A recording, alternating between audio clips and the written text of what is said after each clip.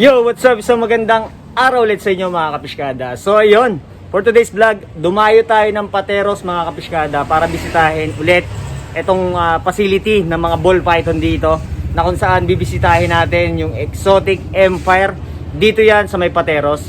So gaya ng sinasabi ko sa inyo palagi mga kapiskada, yung channel natin is hindi lang to nakapokus pagdating sa mga fishing accessories, sa mga farm visit, etc. So dito, gaya ng sinasabi ko, yun, pinipicture natin palagi kung ano yung mga pwede nating maging hobby. So tara, samahan nyo ako, alamin yung mga tips and advice. Baka mamaya isa ka na rin sa mag-aalaga ng ball python pagkatapos ng vlog na to. So yun, tara, let's go! So yun mga kapiskada, ayan, bibisita tayo dito sa Exotic Empire at sisilipin natin yung facility nila Sir Rap. So pasok tayo, ayan. Yun! So magandang araw po mga kapatid, sir. Ayan, so guys, pakilala ko muna sa inyo yung owner ng Exotic Empire. Ayan, si Sir Rap and then si Ma'am Chelsea. So ma'am, sir, pasalamat na po muna ako at pinaunlakan yung invitation natin dito mga kapiskada na bumisita. Welcome dito sa facility namin. Napapansin nyo naman sa vlog is more on mga isdaan nakikita natin. Pero dito, yan, additional naman na panibagong content na makikita nyo dahil sisilipin natin mamaya yung facility doon na kung saan merong mga alagang ball python. Bali sir, dito sa facility, ano po ba yung mga makikita pag once na may mga bumisita po sa inyo dito? Dito sa amin, nagtalaga kami ng receiving area slash shop namin. Makikita nyo may mga konting paninda. Yung mga starter kit na pwede nilang bakuha sa amin. Kapag bumili sila ng ball python, ayan, pwede na rin silang bumili ng enclosure, ng substrate. So kumpleto na. Ayan, mga zoomid. Ayan. Zoomid product. Ayan, no? Konting display din doon. Ayan. Medyo nangubos na. So malakas na malakas talaga yung Exotic Empire dahil ito yung actually yung mga bin na pwede nang bilhin, sir, no? Ayan, meron tayong rat rock, meron din tayong snake na bin, ayan, no? snake bin. So Yun. abangan nila yung mga bago namin design next year. Ayan, so namin, i-feature din namin yun. So hopefully makita namin kayo mga kapiskada dito. Ayan, no? So by the way, si sir meron din tong channel. So Exotic Empire TV sa YouTube channel. Ayan, so subscribe kayo mga kapiskada. yung mga kalokohan natin, pinopost natin doon. So, ayun. Ito po yung mga nakikita natin dito, gaya na itong mga Burmese python na to. It's not for sale po, tama po? Ayan. For display lang siya. Iyan. So, kung in the future gusto niyo magpa-picture sa malaking ahas, ayan. Tsaka kung may dala kayong ambulansya, pwede na. Tapos dito sir, ito meron silang birdie dragon, no? Oo, ayan. Yan. Sa baba na ito is meron silang, yun, no? Sabana. Monitor. Yun, no? Baka may tumaas yung kilay. So ito pong farm na to is legally may permit lahat. Oo, may permit tayo. Pwede Yan. tayong kahit isumbong nyo kami kay Marites, tsaka kay... Sino ba yun sir yung kaibigan ni Marites? Yung mga kaibigan ni Marites, si Marisol. Yun. So, Yun. So, pwede nyo kaming isumbong at meron kaming permit. hindi tayo takot na i-vlog to kasi nga kompleto sa permit. So ito yung lagi natin pinapaliwanag mga kapiskada sa vlog natin na kung saan kung bibili kayo ng mga ganitong pwede nyo alagaan gaya ng ball python is dito kayo sa mga legit syempre. Para iwas abala din. So, ayan yung mga permit na nandito na makikita nyo once na bumisita kayo sa kanila. So sir, pwede ba magpasama po sa inyo doon? Pwede. Ayun, tara, Tuloy silipin natin. tayo. Tuloy. Kasamahan tayo ni Ate Chelsea. Ayan, no? Ayan si Ma'am Chelsea. So bali ma'am, dito, ito yung snake area. Yes. Ayan. Area namin. Ito yung rack for adults. Then, dun yung mga hatchlings natin. Okay, so etong dalawang rack na to is nandito po yung mga male and female na breeder nyo. Yes. Yan. Tapos dito mga kapiskada sa side na to, nandito naman yung mga hatchling na for sale na rin to sir, no? May for sale, meron ding holdback. So, Ayun. ayan. So, eventually, sana in the future, magkaroon kami pa ng iba pang rack para mas marami pa tayong maipakita sa mga kapiskada natin. Ayun. So bali sir, para lang sa kalaman ng manonood natin or sa mga newbie pagdating sa ball python, yung holdback is yun yung parang kinikip for keep nyo na. Oo, yun Tama yung po ba? pinagdadamot natin. So, hindi namin siya for out. So, in the future, magagamit din namin sila as a breeder para mas ma-improve namin yung gene pool namin o kung yung mga colorways namin. Yun. Sinusubukan namin magtabi hanggat maaari para naman sa susunod na taon o bawat taon meron tayong may papakitang bagong ahas. Yun. Hindi Pwede ba tayo dapat sir paulit-ulit. makasilip ng isa dyan? Sige. Na mga holdback nyo na mga malupitan? Ayan. So, itong holdback ko na ito, 2 taon namin to ginawa. So, Yan. Ito guys. lagi ko sinasabi, hindi naman siya ganun kabigat na morph, pero sobrang proud ako dyan. Grabe yung pattern nito. Mm-mm. Sobrang proud ako dyan dahil 2 taon namin inintay ni Ate Chelsea yan. Yan, grabe. Tingnan niyo mga kapiskada. So, ibig sabihin, 2 years pa yan bago na-produce yung ganyang ano, sir? Oo. Tapos Grabe to. isang piraso lang yung lumabas yun. So, talagang kailangan talaga i-hold back talaga yung ganito kaganda, oh. Oo. Solid. So, ayan, sir, para lang di sa kalaman ng mga gustong magpunta rin dito. So, bali, sir, itong shop nyo is open ng ano pong oras? Open naman siya daily, pero tumatanggap kami ng bisita every weekends. Ayan. So, 9 to 5, ayan, open kami. By schedule, strictly by schedule tayo. So, sa mga may transaction lang, sa mga vlogger, ayan, sa mga pick up, ayan, okay tayo.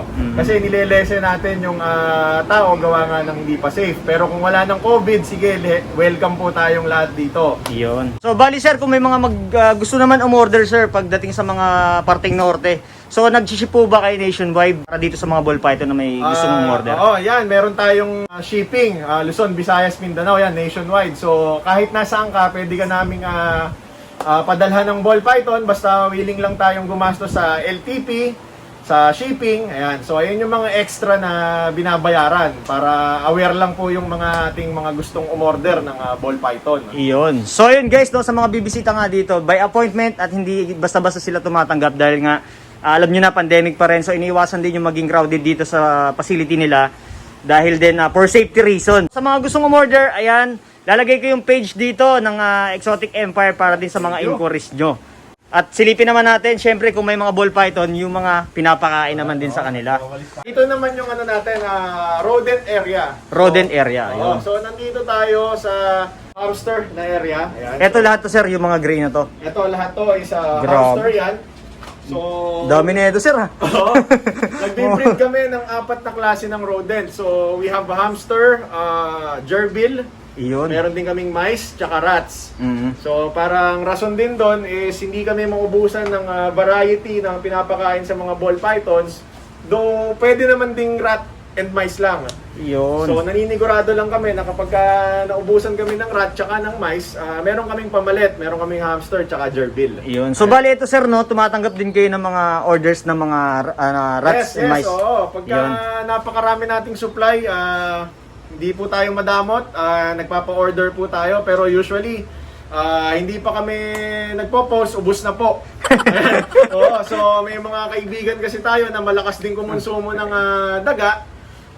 Nagme-message na sila na o-order sila ng gantong karami. So Ayan. hindi pa na ipo-post, ubos na talaga. May napansin ako, sir, dito. Ano tong mga black tube na nandito, sir? Eto sir, bali ang ginawa kong sistema kasi is ginaya ko yung sarat system namin. So eto, ginawa ko na rin sa hamster dahil kaya niyang kagatin din. Mhm. So pagka sa mice kasi, hindi kayang kagatin tong rabbit drinker. Ah, okay. So rabbit drinker na siya para hindi kami mayat maya nagre-refill isa-isa. So Ayun. naka-centralize yung tubig niyan. Ayan, oh. Isang tab lang ang nilalagyan namin. So, bali, ito na, sir, yung water system nyo na kung saan isang tab lang para... Ito, yan. Oo. So, yan. Bababa yung tubig dyan. So, kada bin meron yan. So, para hindi na rin sila refill ng refill kada tab dun sa Oo, mga tama. hamster. Kasi araw-araw naman yan, tinitignan ng ating animal keeper yan na maayos na hindi na dedrain yung tubig ng mabilis. So pagka konti na yung tubig niya, ito na lang ang re-refillan. Ito na lang yung dadagdagan ng tubig. Oo. So, napaka-convenient itong technique na to, mga kapiskada, dahil kung mapapansin nyo, ayan, oh. So, hindi na per tab, hindi na kailangan na bumili ka ng mga water drinker. Ito na yon, yung system na to.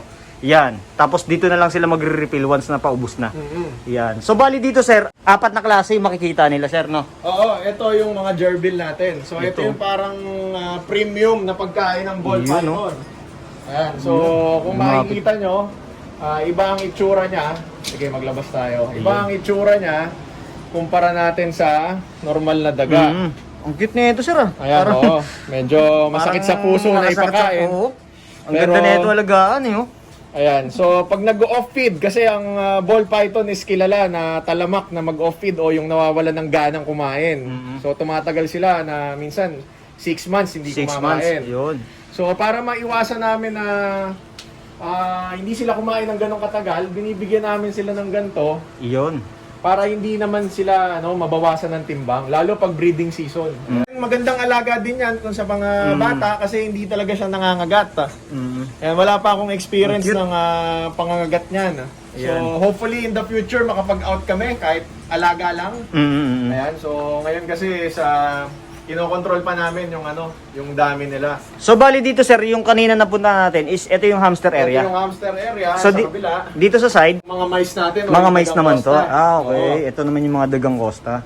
Ayan, so kung makikita nyo, iba yung water system niya, Per bottle siya. naka per bottle siya na water drinker kasi hindi niya kayang kagatin yung rabbit drinker. Ayan. So ayan, kung mag-aalaga kayo ng maraming mice, ayan, mas maganda yung gantong setup. Ito isa sa mga facility na nabisita natin. Sobra grabe, ang linis.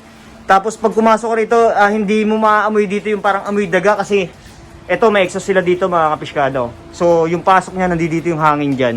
Nagsisirculate dito. Ventilation ng hangin halos nagsisirculate. Yan. Ayan. So bali dito sir, dito na rin kayo ito yung mga breeder niyo na sir, nandito. Ito naman yung mga breeder natin na rat. Ayan, so kung makikita nyo. Grabe, ang lalaki niya. Ito yung mga kasing size ng mga dagang bahay natin nakikita. Pero, uulitin ko, hindi pwedeng ipakain ang dagang bahay sa ball python kasi madumi yun. Oo, baka mamaya may nagpapakain sir ng di ba? So, iwasan po natin dahil ang presyo ng ball python is hindi rin naman hubiro. So, iwasan po natin magtipid sa pagkain. Kumbaga, nakatipid nga po kayo sa daga, kaso namatay naman mo yung ball python. Sayang lang. Oo, sayang. So, mas maigi yung bumili kayo sa mga breeder ho ng daga na nagsusupply talaga ng feeders.